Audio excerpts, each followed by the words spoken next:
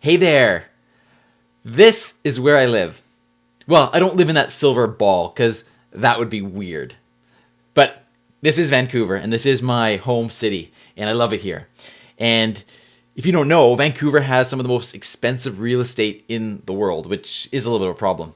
But oh boy, what an opportunity it was, let's say a couple decades ago, to snatch up some of that prime real estate when it was such a good buy.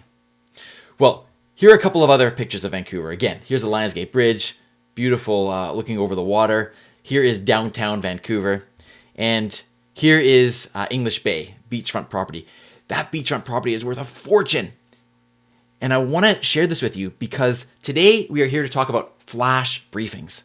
And I believe that flash briefings are a huge opportunity, similar to what it was like if you had jumped on some of this real estate in Vancouver 20 years ago. As far as I'm concerned, flash briefings are the prime real estate of voice, and we're going to get into why I think that is. And we're going to talk about how you can create an incredible flash briefing. So, my name is Teri Fisher. I'm a physician by day and a voice enthusiast by night, as I like to say. I am the host of The Voice Den Show. I'm also the host of the Alexa in Canada podcast and the Voice First Health podcasts. And I have a number of flash briefings as well. I have the Health Tips flash briefing by Voice First Health. And I have the Voice in Canada flash briefing, which is actually the #1 rated flash briefing in Canada. And I'm very, very pleased to say that at Project Voice this year, 2020, I was awarded Flash Briefing of the Year. I think it goes without saying, I really believe in flash briefings and what it can do for your business. If it's a hobby, how much satisfaction you can get out of it. It's incredible. And today what I want to do is I want to take you through a little bit about what is a flash briefing, the why of a flash briefing, and then we're going to spend really the bulk of the time on how to create a very, very excellently produced flash briefing. All right, so let's get on with it. First of all, what is a flash briefing? Well, chances are if you're here, you have an idea of it, but just very, very briefly. So flash briefings are short audio episodes on Amazon Alexa. It's native to the Amazon Alexa platform. I think of it almost like the little cousin to podcasts. And with the way people are consuming audio and they're going for shorter and shorter episodes, flash briefings fit that niche absolutely perfectly. The other thing about flash briefings is once somebody has enabled it, it is essentially a subscription. Now, not a subscription that you pay for, but a subscription that somebody enables their flash briefing, and then on a regular basis, that person can listen to your updates. It also allows you to develop a very intimate relationship with your audience. There's something about that audience hearing your voice on a regular basis that allows them to really get to know you and develop that relationship. And when you develop that relationship, they can start to trust you. And as you develop trust, you can develop a working relationship with that person, regardless of what niche you are in. So why a flash briefing? I mean, there's lots of other things that you could be doing, of course, spending your time. Well, as we all know, you're here because you're interested in voice technology. The way things are going, voice is becoming the next operating system of the world. I believe that very strongly. If you're interested in more about that, you can also check out my Voice is My OS campaign at voiceismyos.com. Voice is the way of the future. We interact with devices through a voice, if possible, because it is more natural, more efficient, and for so many other reasons. So #1, flash briefings are a way to get your foot in the door and to have a voice presence. Now, keep in mind that if you don't do this, competitors will. Competitors are looking at getting that edge. And yes, voice is an opportunity to get an edge today. We are still in the infancy of voice technology as a whole, and that is why it is such an opportunity. It's like that real estate from 20 years ago. And flash briefings are actually a great introduction to voice technology because flash briefings are probably some of the most simple types of voice skills that you can create.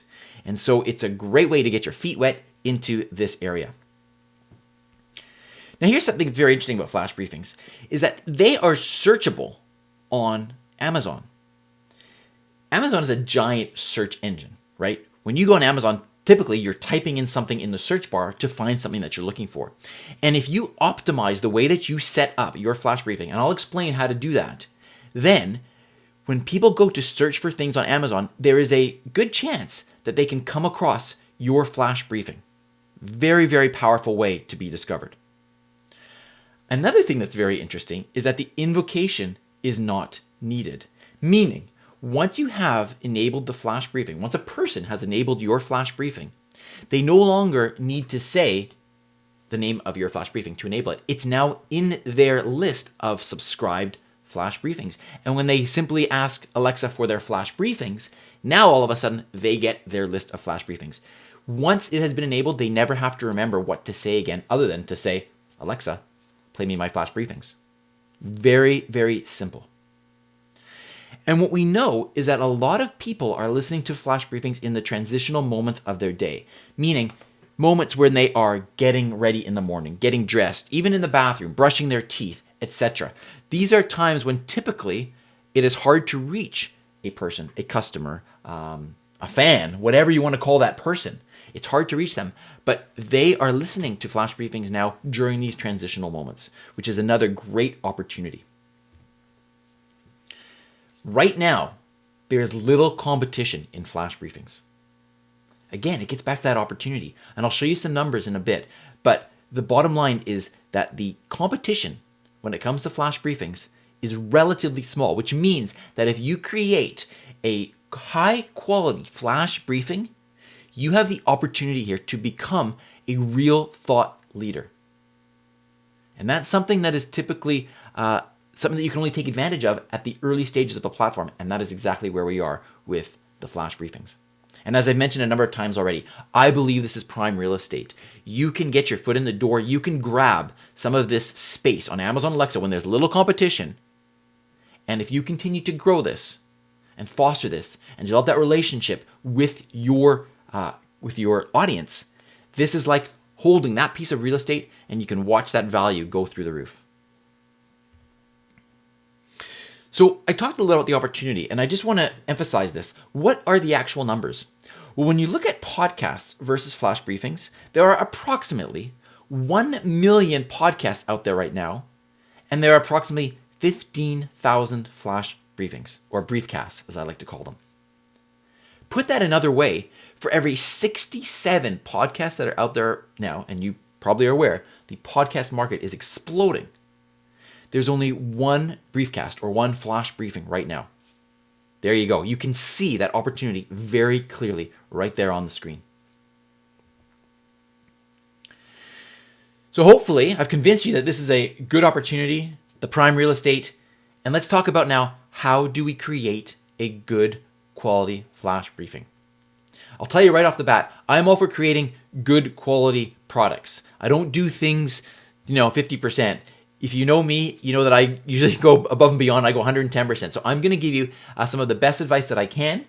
And I hope that you will take that advice. Of course, there's different opinions on different ways of doing things. This is how I've done it. And this is how very fortunately and very humbly I say that my flash briefing has become very successful, particularly in Canada. I want to say, first of all, that I have created as well a free resource for you. What I'm going to go through in this presentation is just sort of the tip of the iceberg of what I go through in this course called flashbriefingformula.com. This is the most comprehensive course that I'm aware of out there on flash briefings, and the best part is it's entirely free. So that is where you can go to check it out, flashbriefingformula.com.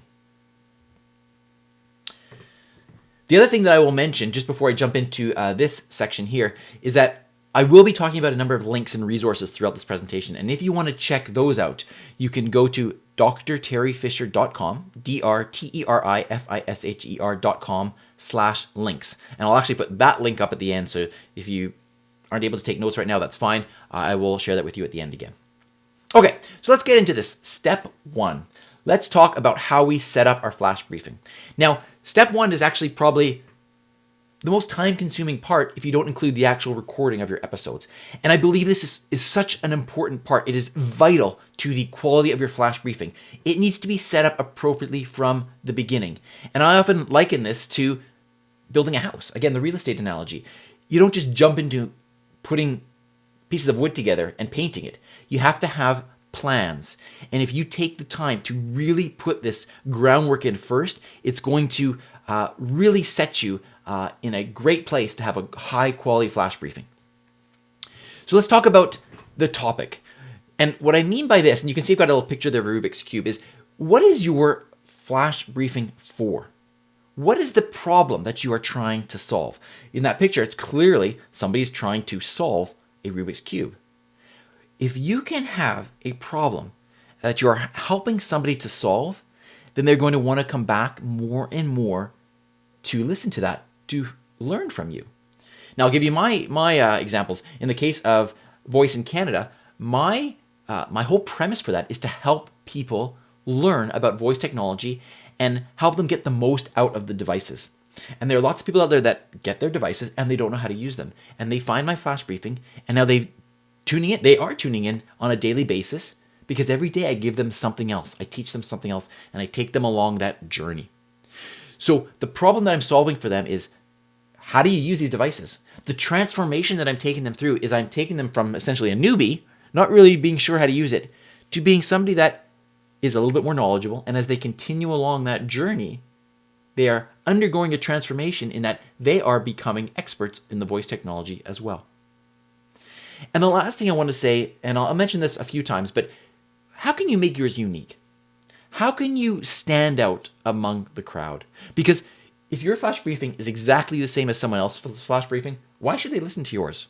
So something else to think about is, how can you make yours unique? Now, on the screen, you'll see on the bottom there is a little box there. And sometimes I will have links in there. Sometimes I will have references to worksheets. When you see something about a worksheet, that is part of the reference to the course, flashbriefingformula.com. If you choose to follow along, there are worksheets based on certain areas of things that I'm talking about here on this presentation. And that will be the reference there so that you will know which worksheet applies to which section. So let's talk about the description of the flash briefing. Again, this is some of the groundwork. One of the most important areas that you can spend some time is in this, the description of your flash briefing. And that includes a number of different things. So first of all, the title. You need to come up with a title that is very applicable to what people are searching for. Remember, Amazon is a search engine. And so if you can choose a title using keywords of things that people are searching for, you are actually going to help, just by doing that act, to make your flash briefing more easily discoverable when people search on Amazon.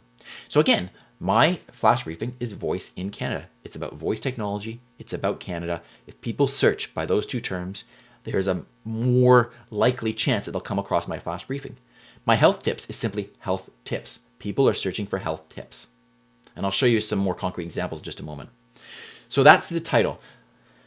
Don't mislead your audience, obviously. Make sure that the title is what your flash briefing is about, but use keywords.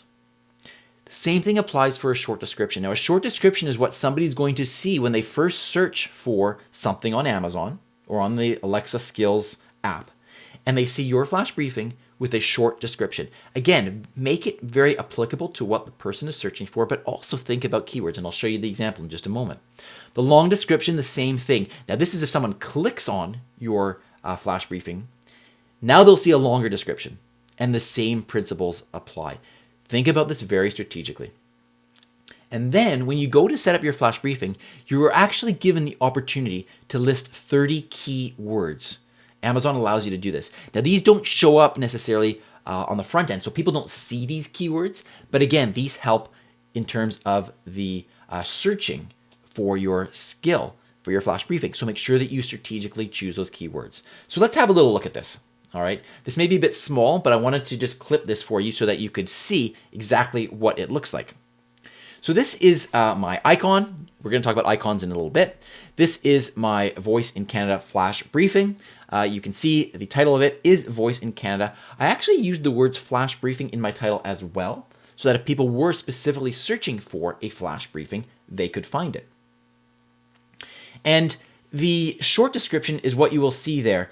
And I'll just read it out to you in case it's too small. It says, top Canadian Alexa and Echo tips, tricks, skills, reviews, news, and deals. Get the most out of your Amazon Alexa devices in Canada and around the world. And I strategically chose those words. If you think about how many of those are keywords that people search for, tips, tricks, skills, reviews, Amazon Alexa, Echo, all of those terms are things that people could be searching for. I even went to the trouble, if you noticed, subtle, but I started it with top Canadian Alexa and Echo tips, and I ended it with devices in Canada. So I have two different words that reference Canada. So if somebody's searching for Canadian tips, or they're searching for tips in Canada, I've got it covered in that description. Let's look at the long description. And again, this is even a little bit smaller, so I'm going to have to reach in here and just read it for you. But the beginning of it is actually the same as my short description. And then I have, we cover everything from Amazon Echo devices, example, Echo Flex, Echo Show, Echo, and every others. Sorry, it's a little bit small here. I can't quite read it. We cover smart home automation and flash briefings, to voice recognition, natural language processing, and artificial intelligence. Find out everything that works and doesn't work to help you get the most out of Alexa. I kind of paraphrased a little bit there because it was a little bit hard to read. But you get the idea. So I've strategically made this conversational. Don't just have a list of keywords, because if somebody sees that and they see a list of keywords, nobody's going to want to listen to that. They don't know really what it's about, and there's no personality in it. So definitely make it sentences, make it conversational, but make sure that you've got the keywords in there that you need to help. All right, now let's talk about some of the details of the flash briefing. Again, very, very important. What is your frequency going to be? Because you have a choice. You can either do weekly, you can do daily, you can do hourly, which for an independent person would be insane in my opinion. It's more for those professional news broadcasters and news outlets to do it on an hourly basis. I truly, truly believe, and I highly recommend that you do daily, because that is how you're really going to start to be able to develop that relationship that we talked about with your listener. But, and I'll talk about this at the end, the challenge with that is being consistent. And it's a very, very important point. We'll get back to that. The length, well, the length is a very, very important consideration as well. And typically, people are subscribing to a number of flash briefings, 5, 6 at a time.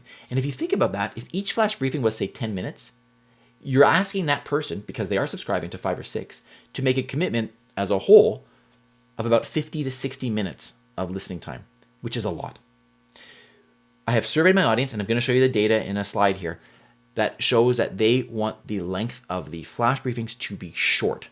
That's actually great for the producer because we don't have to commit to creating tremendously long episodes. So we'll get back to that in just a moment.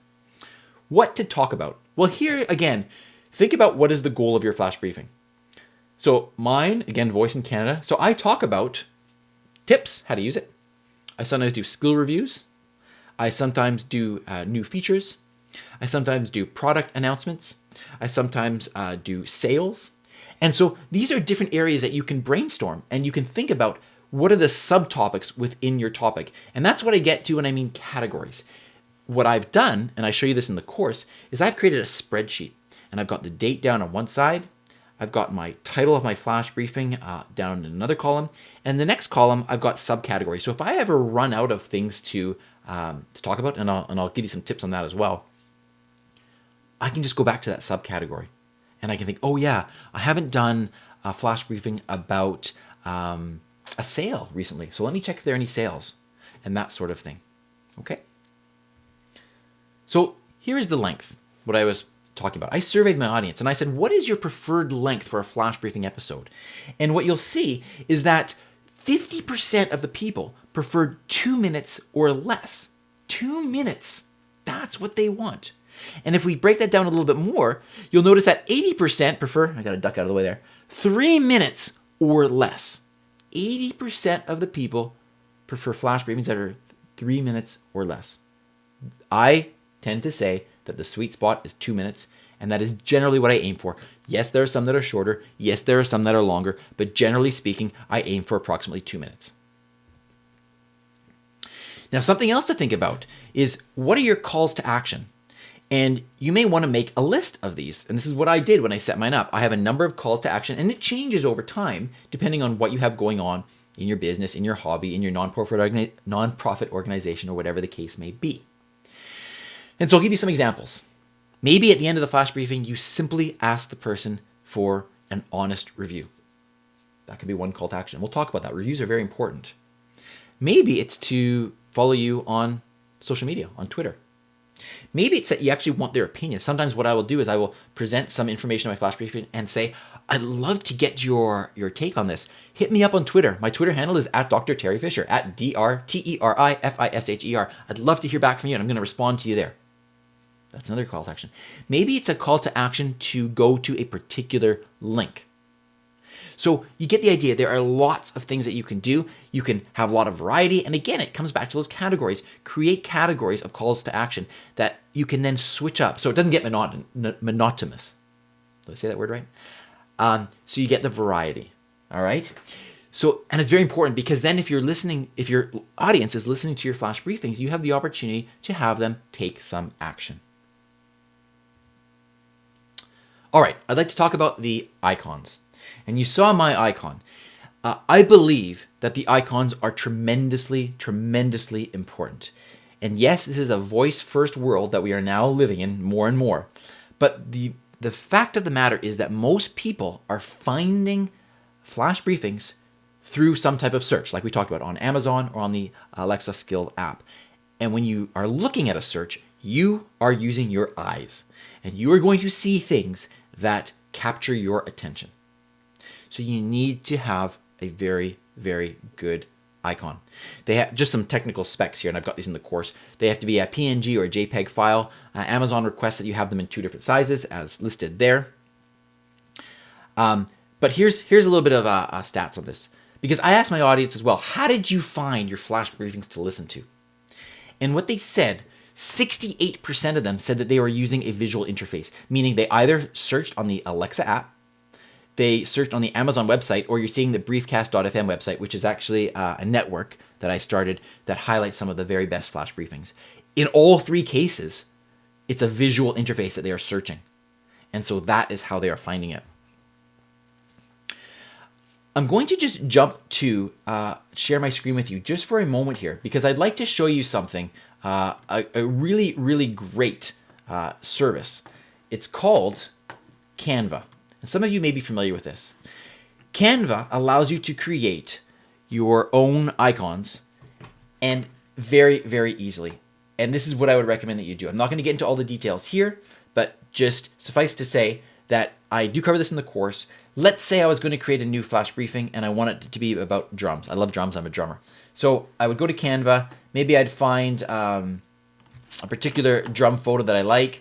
I've already added in this circle. And the reason I've added in this circle is because when you create your flash briefing, it's going to be a round icon. And I put that circle in, at least temporarily. I take it out before I download it, so that I can see how it's going to crop on Alexa. I have seen a number of flash briefings where they haven't been cropped well. And it's because they've used a square icon and they forget that it's going to be a circle icon once Amazon Alexa crops it. So keep that in mind. But Canva is a great place to do this. You can choose a photo, you can then go back, you can add text, etc. So I highly recommend Canva, and I will have the link to that in the show notes.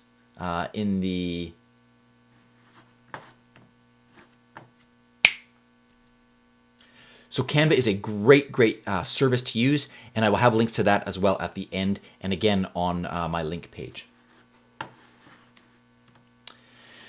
So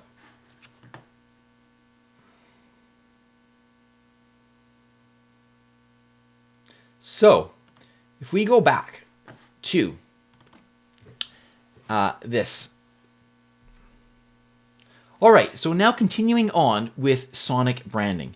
This as well is another extremely important area of your flash briefing, because this is what's going to allow you to stand out from others.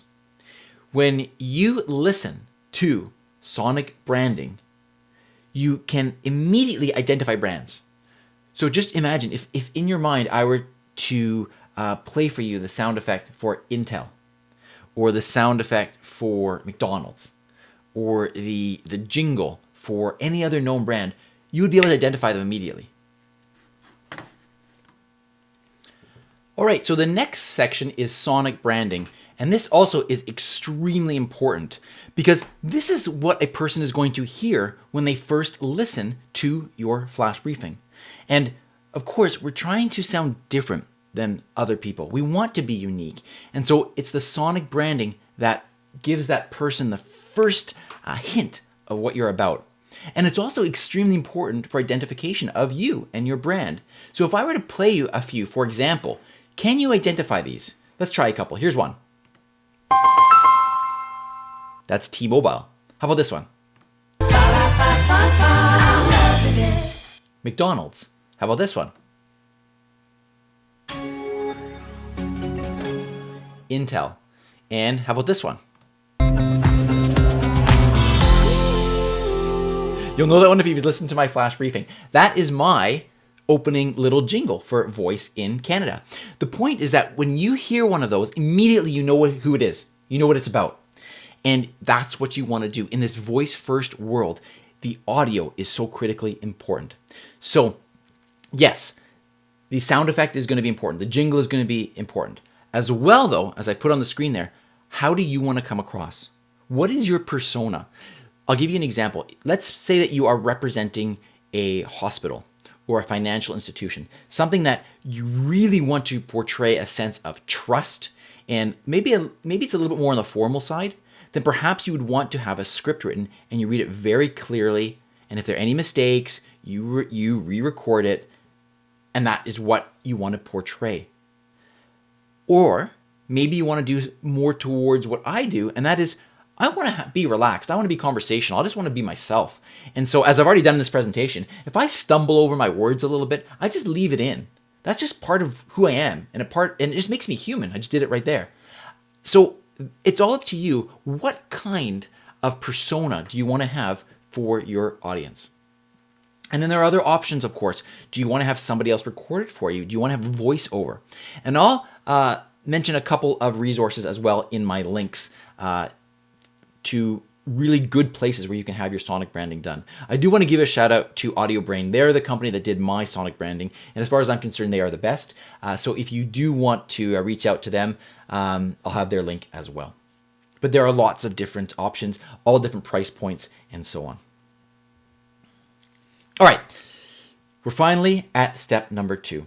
We've done all of our background. We've got all of the stuff ready that we need to at least have the plans for our flash briefing.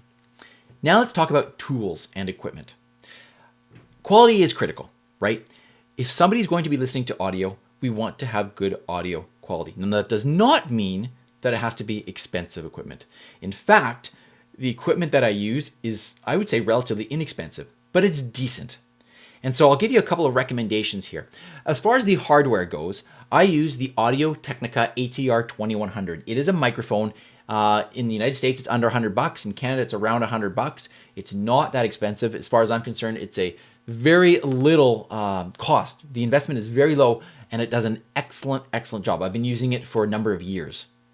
I also do recommend a shock mount and a boom stand, which allows you to bring your microphone in and out, and a windscreen. Let's see if I can actually just sort of show you here if I bring it in. There we go. All right. It allows you to do that sort of thing very easily and reposition your microphone. Software. You need some recording software. Fortunate thing is there is very, very capable free software available. GarageBand for the Mac, that's what I use. Audacity for a PC. Very simple. The other thing that I'll just tell you, a little tip here, is that you want to set up your directory in a way that's going to make things easy for you. Because if you're doing this on a regular basis, you are going to be constantly going into the same directories of files. So just as an example, I have my flash briefing directory. Then under that, I have a subdirectory where I have my master files and templates of things, which we'll talk about. But essentially what the master file is it's got my audio branding already in there. It's got a space where then I can record my episode, and it's got a little outro as well. So everything is all set up. The levels are all set. And so when I go in there, I can just simply record my verbal part and then save it and export it. The directory structure then in one directory, I keep all of my masters so that I have them and I don't overwrite them. I duplicate them and I back them up in that directory. And then I have a different directory where I actually have all of my episodes. So think about that. Be organized. Make it as easy as possible for you when it gets to the time to actually record the episodes. All right. So we've done all the prep work. It's now time to record an episode.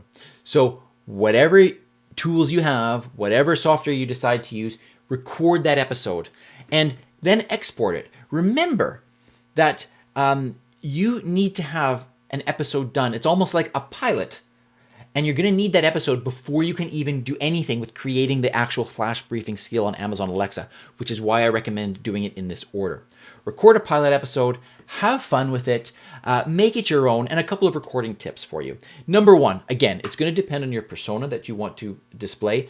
Are you going to want to make sure that it is strictly by the book? Are you going to have a script written? Typically, I will just have a couple of notes and I wing it. That's what I do. That's what I like to do, and that's who I am. The other thing is, try if at all possible, I'm not doing it right now, but try if at all possible to actually stand up when you are speaking. Your voice tends to project more and it sounds better.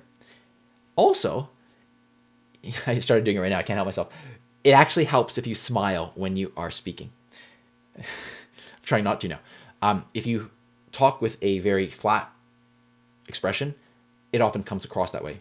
Whereas if you can smile and bring in your emotion, it actually helps and makes for a nicer listening experience. So have fun with it, record that episode, export it as an MP3 file, and then we'll move on to the next step, step 4. Now here you need to choose a host for your audio. This is very similar to a podcast. So if you're familiar with podcasting, there's a place where we need to upload our files so that they can live there, so that when people go and they ask Amazon Alexa for their flash briefing, Alexa goes and fetches that audio file from that host. You theoretically could do that on your own website or something like that, but it gets much more technical. And ideally, you want to have lots of people listening to this, and you want to be using a host that has the capability to support the bandwidth that you hopefully are going to get with many people listening to your flash briefing. Again, I'll just share this with you here. My particular host that I use is Acast.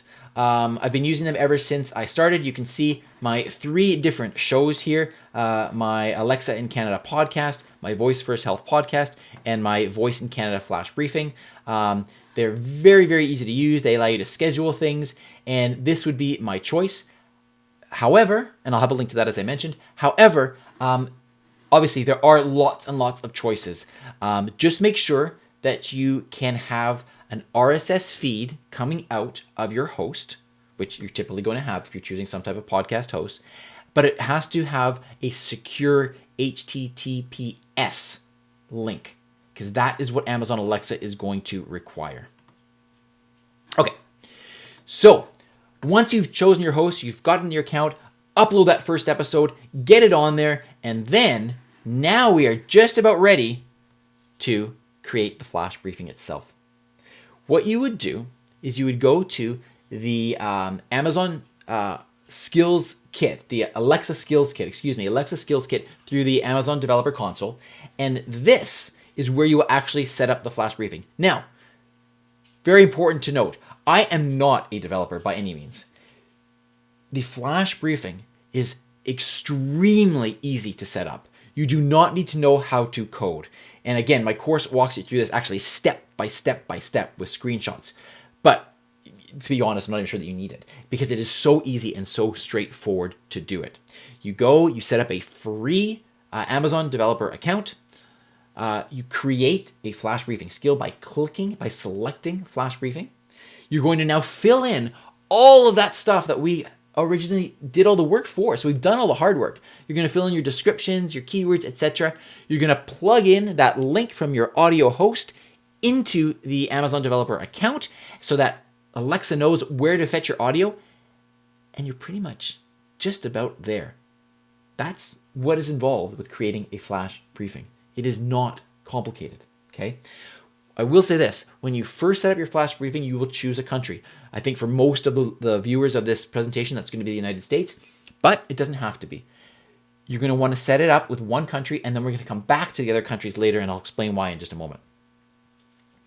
Within the developer console, you're going to be able to then activate a beta test. Once everything has inputted the way I just described, you can then beta test it. So you can invite yourself as a beta tester, and you can invite other people if you want to get their approval or just run it by other people, and then they can actually test it on their Amazon Echo devices. And then we're getting ready to launch. Once you're happy with the beta test, it's time to submit it. And as I said, you've chosen one country to start with. So you're going to submit it to that first country. Now, it does take a little bit of time for it to get approved by Amazon. Not a whole lot of time, but a little bit of time.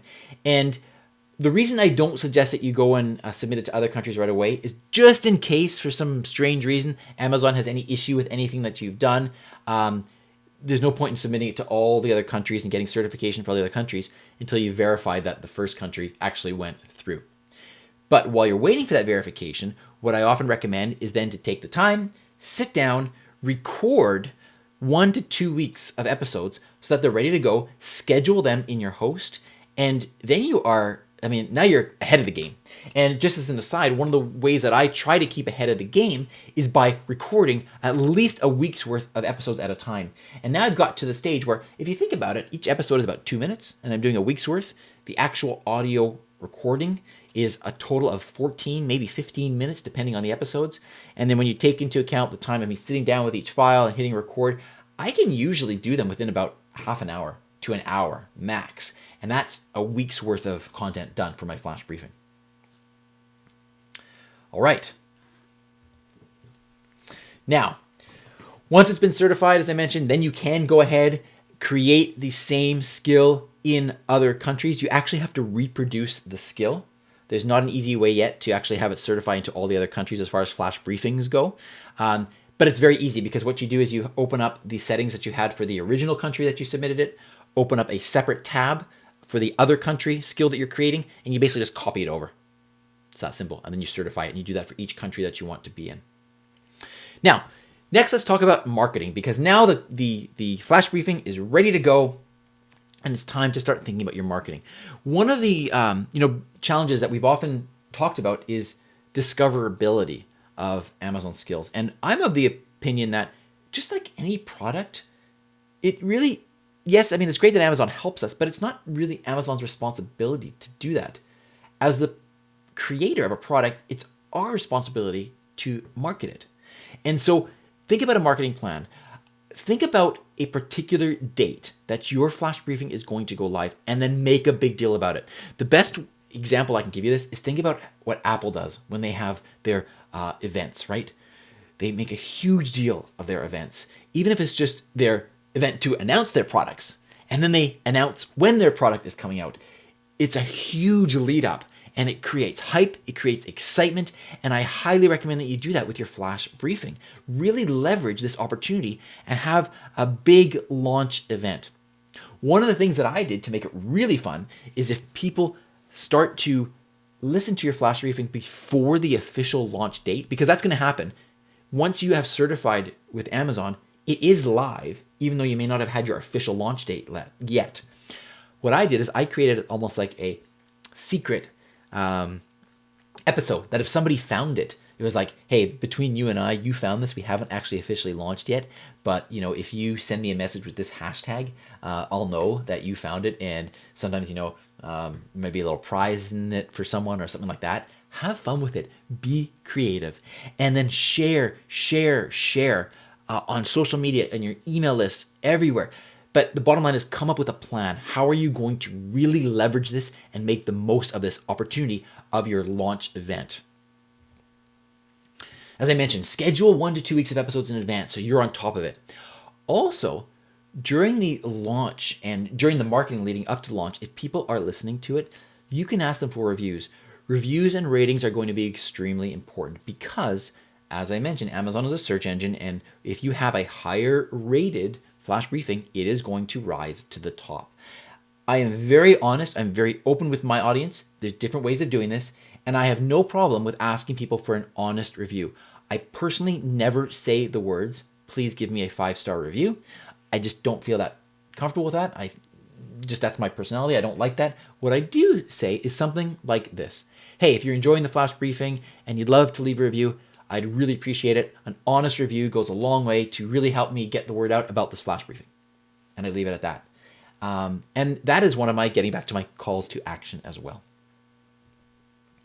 And finally, the launch day. You've made it. Announce it to your network. Have your email blast. Share it on social media. Create buzz. Maybe have some contests.